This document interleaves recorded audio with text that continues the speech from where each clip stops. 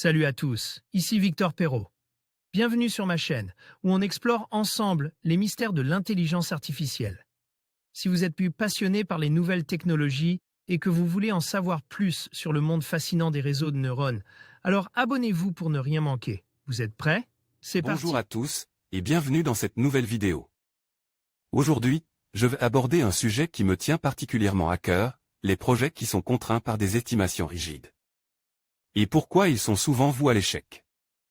Je vais également explorer les bienfaits des méthodes vraiment agiles, qui permettent une plus grande flexibilité et une meilleure adaptation au changement.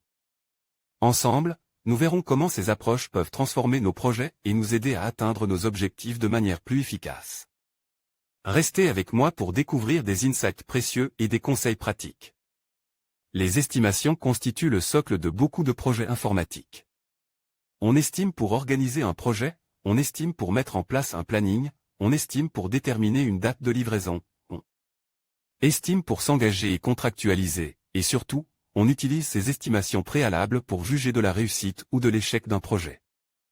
Un projet est considéré comme réussi lorsque la deadline est respectée, il est considéré comme rat lorsque la deadline est dépassée. Au Web 2D, Frédéric Lebedois, agile évangéliste chez Clap Temp, propose une autre lecture. Et si tous les projets étaient déjà en échec dès lors qu'une estimation est effectuée? Les justifications préférées des chefs de projet.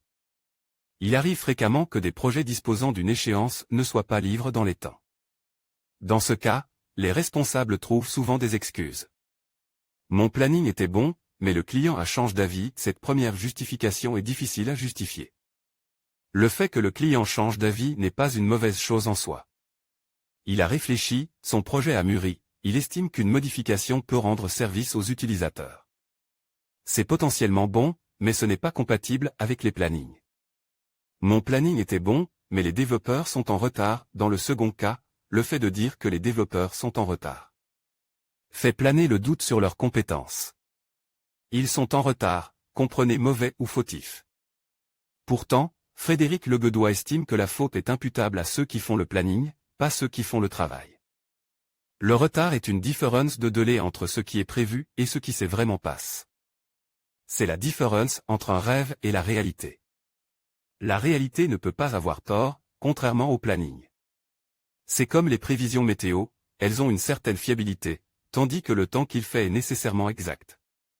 Mon planning était bon, mais il y a eu des imprévus. Les imprévus ont cette faculté de justifier l'ensemble des problèmes auxquels peuvent être confrontés les projets.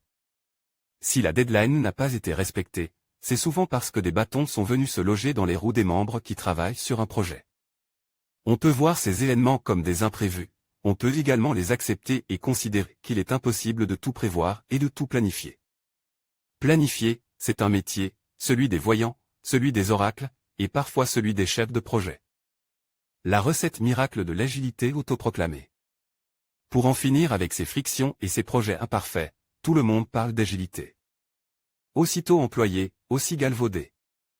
Tandis que les principes de l'agilité et la réflexion qui entourent ces concepts a du bon, on a trop souvent tendance à placer des termes liés à l'agilité un peu partout, pour prouver sa modernité. On prend le chef de projet, il devient product owner, on installe Jira, on met le mot agile sur la plaquette commerciale, et soudain, tous les problèmes disparaissent, comme par enchantement. La réalité est bien évidemment tout autre.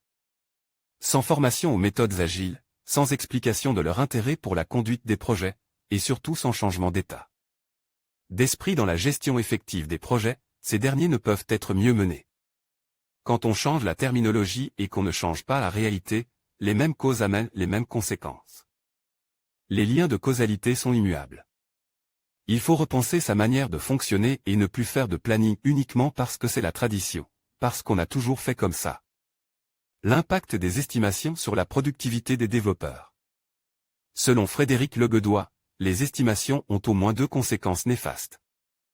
Premièrement, lorsqu'elles sont effectuées, elles constituent le seul et unique indicateur de la réussite d'un projet, alors qu'en réalité, un projet peut être libre à temps et être un échec. La deuxième conséquence concerne les équipes de développeurs. Admettons que l'équipe ait une deadline ce jeudi soir. En fin d'après-midi, ils comprennent qu'ils ne pourront pas livrer les fonctionnalités finalisées dans les temps. Ils ont alors le choix, repousser la mise en production à une date ultérieure, mettre en production à la date convenue, malgré les bugs. Les développeurs vont choisir en fonction des conséquences de leur choix. Si le fait de ne pas mettre en production dans les délais les expose à des reproches importants de la part du chef de projet, de la direction ou du client, ils vont mettre en production malgré les risques inhérents à la MEP. Dans le cas contraire, si le product owner et les autres maillons de la chaîne comprennent que ce décalage est plus prudent, ils n'hésiteront pas à en parler, à repousser la mise en production si nécessaire et ils continueront à travailler jusqu'à ce que les fonctionnalités soient terminées. Cesser les estimations, c'est livrer des fonctionnalités qui fonctionnent. La deadline menée à la peur.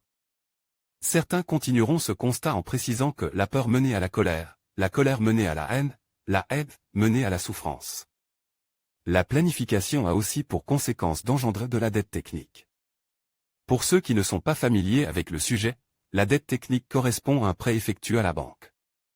Vous n'avez pas les ressources pour acheter une voiture, vous contractez un prêt, vous payez votre voiture ainsi qu'une dette sur plusieurs mois. La dette technique, c'est exactement le même principe, vous n'avez pas le temps de faire du bon travail, vous faites du mauvais travail. Les utilisateurs ne le voient pas, mais toutes les modifications effectuées ultérieurement seront plus longues, plus risquées et donc plus chères. Le fait de contraindre les développeurs à des délais plus ou moins aléatoires a aussi pour conséquence de les rabaisser au rôle de simples exécutants. Le message est le suivant, vous devez faire ceci pour telle date.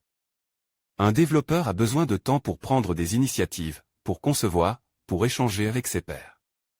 En basant votre organisation sur des délais, vous contraignez les développeurs dans une fonction restreinte, leur valeur ajoutée est limitée, leur motivation est de facto dégradée.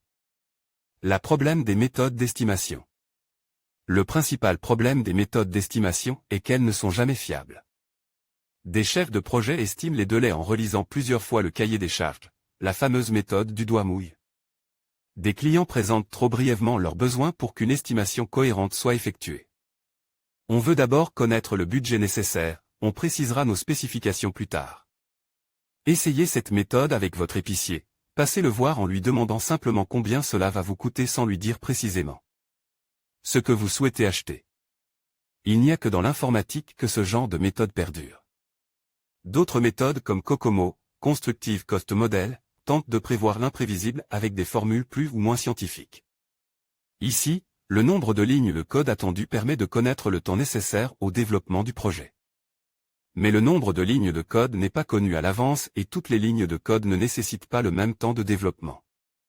Frédéric Leguedois estime également que les process pour faciliter les estimations dans la méthode Scrum, comme le planning poker, ont également des défauts.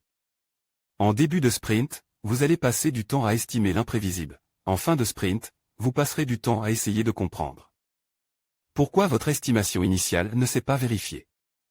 Le planning poker est une pratique de divination pseudo-agie extrêmement longue et complexe, donc coûteuse, ayant pour but de deviner une information dont personne n'a besoin. Il traduit la défiance de la personne qui le met en place, car une deadline est toujours liée à la défiance. Quelle solution, au-delà des estimations? La conférence de Frédéric Leguedois Web 2D, qui reprenait presque les codes du One Man Show, était proposée dans le but de faire réfléchir les personnes qui participent à des projets.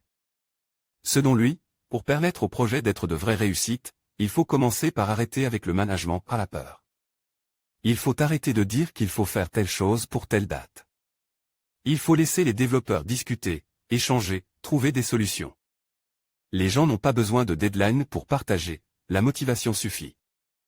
Il faut créer une émulation pour que les développeurs soient fiers de leur travail et le partagent avec l'équipe. Mais comment vendre un projet à un prospect sans se baser sur des estimations, alors que les clients sont habitués à acheter un cahier? Des charges associées à un prix et un délai. En réalité, les clients choisissent les projets en lesquels ils ont confiance. Si on veut arrêter de faire des estimations, il faut aller auprès des clients, expliquer l'intérêt de nos méthodes pour générer de la confiance. Ceux qui ont connu les projets non satisfaisants au forfait vous comprendront. La variable d'ajustement doit toujours être le périmètre d'un projet et non pas sa qualité, son coût ou son délai. Rien n'est indivisible, tout constitue un ensemble de fonctionnalités. Quand on commence par les fonctionnalités prioritaires, quand on a confiance dans les développeurs, quand on arrête de faire des promesses. Quand on s'adapte au contexte, on est vraiment dans l'agilité et les projets réussissent. Voir les formations, trouver une formation gestion de projet, voir les offres d'emploi, trouver un emploi de développeur. En conclusion, il est clair que les projets qui reposent sur des estimations rigides sont souvent condamnés à l'échec. En adoptant des méthodes véritablement agiles, les équipes peuvent s'adapter aux imprévus, répondre aux besoins changeants des clients et favoriser une collaboration efficace. Ces approches permettent non seulement d'améliorer la qualité des livrables, mais aussi de renforcer la motivation et l'engagement des membres de l'équipe. En fin de compte, embrasser l'agilité est une clé essentielle pour réussir dans un environnement en constante évolution.